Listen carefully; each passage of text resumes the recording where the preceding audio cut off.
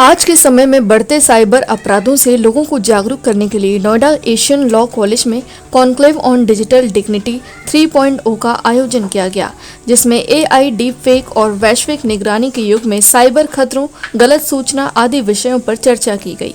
द्वीप प्रज्वलन के साथ कार्यक्रम की शुरुआत की गई।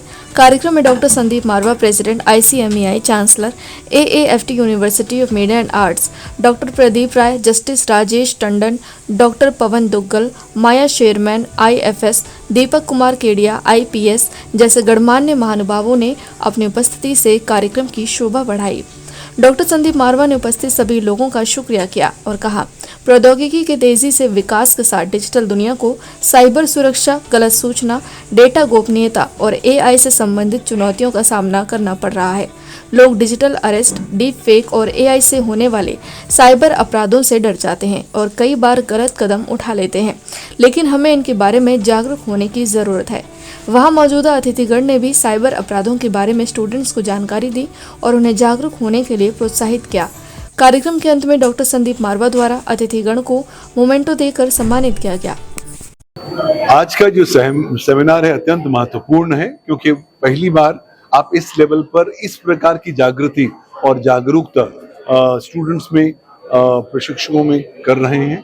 डिजिटल अरेस्ट को लेकर, डिजिटल डिग्निटी को लेकर। देखिए, आज संभावित तौर पर एक बात तो बहुत क्लियर है, आजकल की जनरेशन इंटरनेट के बगैर तो रह नहीं सकती।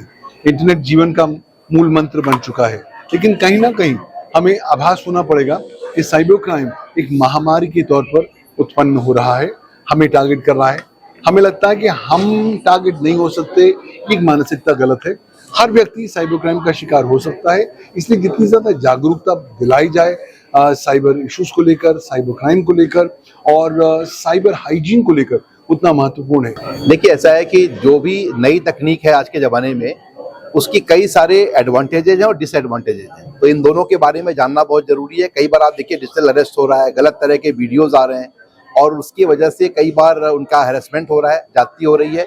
तो मेरा ये मानना है कि इस तरह के कार्यक्रम होने चाहिए और इसके माध्यम से जो सूचना पहुँचती है एक आम जनता के पास, आम छात्रों को, युवाओं को और खास करके कानून के छात्रों के द्वारा, तो इसका बड़ा मतलब हो जाता है। Necessary the moment digital arrests are stopped,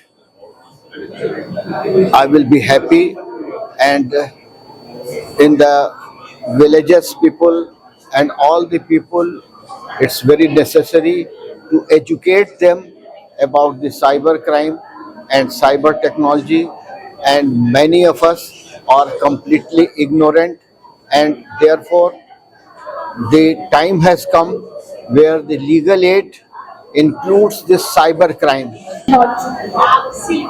So today's event was absolutely wonderful. Listening to such different perspective on the way that AI, cybersecurity, and law are designed, and I mean, top practitioners from the law system in India, and generally understanding a bit more how we can co-design a better future for responsible AI, responsible technologies. So again, I'm quite a veteran AI researcher myself, but I think that the insights that were shared and generally the commitment of the Institute to fostering this kind of discussions is definitely commendable. And I'm looking forward to see hopefully future engagement around this topic. So yeah, it was a wonderful opportunity and very grateful I could be part of it. Digital dignity अपने आप में, अगर आप देखेंगे इस word को break करेंगे ना, डिजिटल डिग्निटी, तो हमारा कॉन्स्टिट्यूशन हमें गारंटी करता है आर्टिकल 21 में कि आपको एक डिग्निफाइड लाइफ जीने का पूरा हक है। लेकिन कहीं ना कहीं जब आज हम डिजिटल एरा में जी रहे हैं, जिसका भी मन करता है उठ के हमारे बारे में हमें डिफेम करने के लिए कुछ भी कर देता है, like making fake accounts, by making several other activities.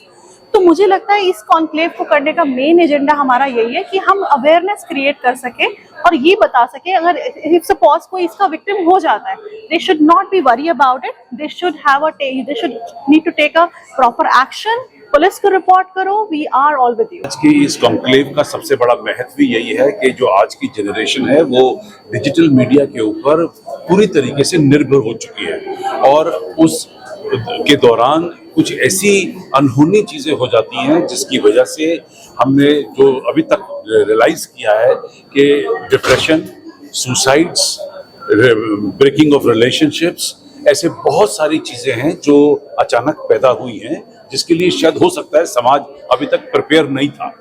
और ऐसी कॉन्फ्रेंसेस और कॉन्क्लेव करने के बाद हम लोग अपने कम से कम अपने संस्थानों में अपने तमाम बच्चों को इस बात का यकीन दिलाना चाह रहे हैं कि अगर आप जरा सा अलर्ट हों, जरा से कॉन्शियस हों और उन तमाम चीज़ों का ध्यान रखें जिसकी वजह से ये हादसे और वाकयात और किस्से हो गए हैं, तो कम से कम ऐसा नहीं होगा आने वाले दिनों में।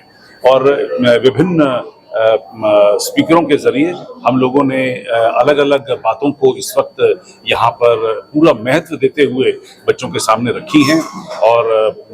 और इन चीज़ों को मुझे सबसे अच्छी बात यह है कि उन्होंने इन चीज़ों को समझना शुरू कर दिया है।